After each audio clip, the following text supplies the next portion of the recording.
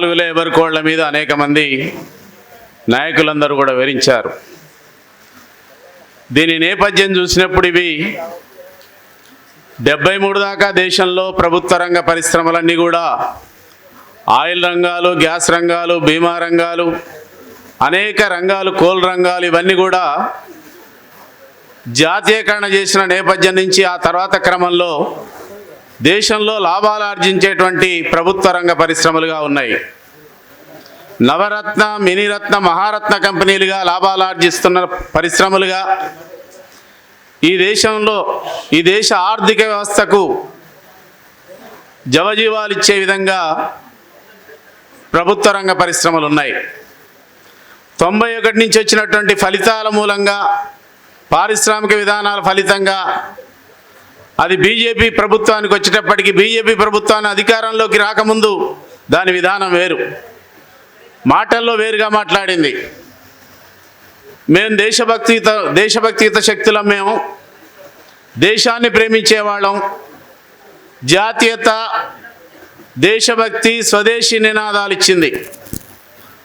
UPA ప్రభుత్వానికి వ్యతిరేకంగా మేము ప్రభుత్వ రంగ పరిశ్రమలను కాపాడుతామని చెప్పింది.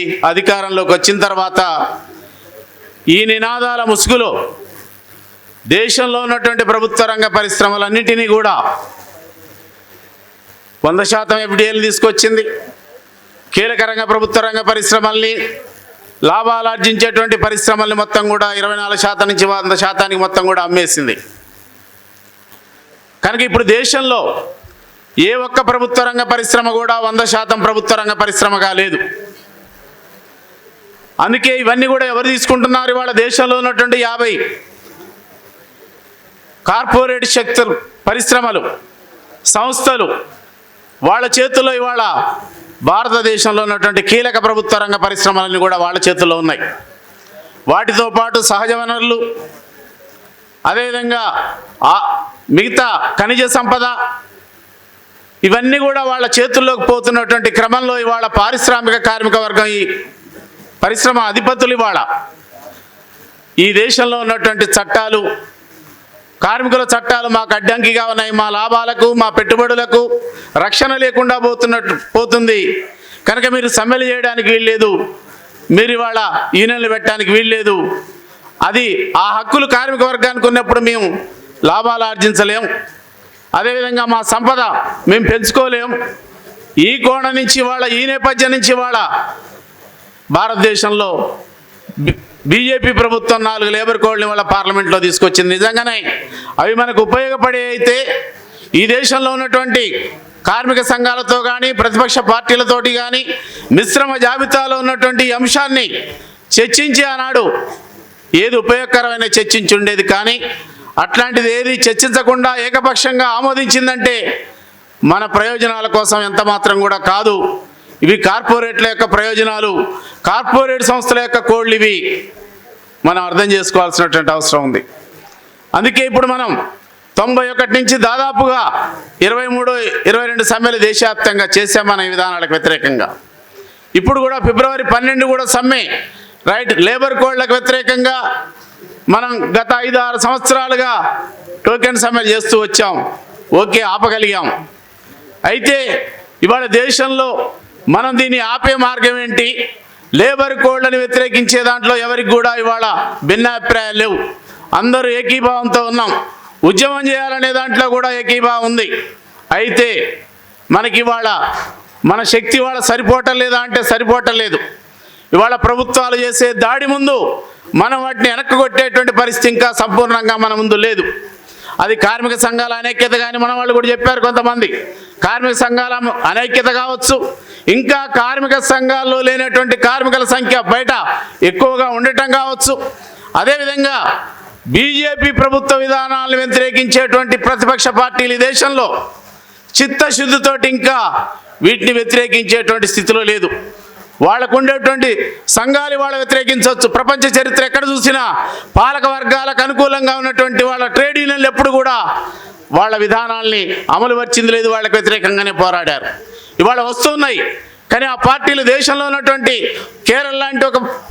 కేరళలో ఉన్నటువంటి సిపిఎం పార్టీ మినహా ఇవాళ ఏ ప్రతిపక్ష పార్టీ కూడా ఇవాళ దీన్ని వ్యతిరేకంగా నిలబడి నిక్కచ్చిగా బీజేపీ విధానాలకు వ్యతిరేకంగా పోరాడేటువంటి పరిస్థితి లేదు. ఇవాళ తెలంగాణలో గవర్నమెంట్ కాంగ్రెస్ ప్రభుత్వం ఇవాళ వ్యతిరేకిస్తావా నువ్వు? ఇవాళ నిజమైనటువంటి తాడో పేడో మీ రంగేంటో మీ విధానం ఏంటో కార్మికుల పట్ల తేల్చుకోవాల్సినటువంటి అవసరం వచ్చింది. ఇవాళ దేశంలో ఉన్నటువంటి ప్రతిపక్ష పార్టీలన్నీ ఇండియా కూటమి ఉంది, పార్లమెంట్లో నిరసన తెలియజేశారు. ఓకే, మంచిదే, అంతవరకే సరిపోద్దా? నిజంగానే మీరు ఇవాళ బీజేపీ ప్రభుత్వాన్ని వెనక్కి కొట్టాలంటే, అది గద్దె దింపాలంటే మీరు ఆ తీర్మానాల వరకే సరిపోదు, నిరసన వరకే సరిపోదు. దేశవ్యాప్తంగా ఇండియా కూటమి మొత్తం కూడా బీజేపీ విధానాలకు వ్యతిరేకంగా ప్రతిఘటనగా చేయాల్సిందే, ఒక ప్రజా ఉద్యమంగా మీరు నిలబడాల్సిందే. అప్పుడు మాత్రమే మనం వెనక్కి కొట్టగలుగుతాం. ప్రతిపక్ష పార్టీలు మనం ఐక్యంగా ఈ విధానాలు వెనక్కి కొట్టగలుగుతాం. లేదంటే వాళ్ళు వెనక్కిపోయినప్పుడు కేవలం ఓట్లు సీట్లు అనేటువంటి చూసినప్పుడు ఇది సాధ్యం కాదు, దీన్ని వెనక్కి కొట్టలేము. కనుకనే మనం యూనియన్లుగా నిలబడగలగాలి. మనోళ్ళు చాలామంది చెప్పారు, మన అనుభవం ఉంది. చలికాలం, ఎండాకాలం, వానాకాలం 3 కాలాల్లో ముసలోళ్ళు పిల్లలతో సహా ఢిల్లీ నడి వీధుల్లో 13 నెలలు కూర్చొని నిరంతర పోరాటం చేయగలిగారు. వాళ్ళు చెట్టుకొకళ్ళు పుట్టకొకళ్ళు ఉన్నటువంటి వాళ్ళు బీజేపీ విధానాలను ఏదో ఒక మేరకు వెనక కొట్టగలిగారు, చర్చలు చేయగలిగారు, ప్రభుత్వంతో చర్చ చేయగలిగింది.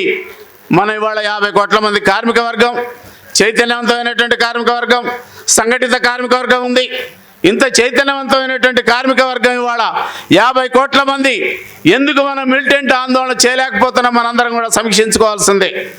అందుకే ఇవాళ దీని తీవ్రత ఎంత ఉందో, లేబర్ కోడ్ల యొక్క తీవ్రత రేపు అమల్లోకి వస్తే ఎంత తీవ్రత ఉందో ఆ స్థాయిలో ఇవాళ కార్మిక వర్గాన్ని మనం కదిలించగలేకపోతున్నాం. కనుకనే మేము కోరేటువంటిది, మనం అందరం కూడా ఫిబ్రవరి 12 సమ్మెలో పాల్గొందాం.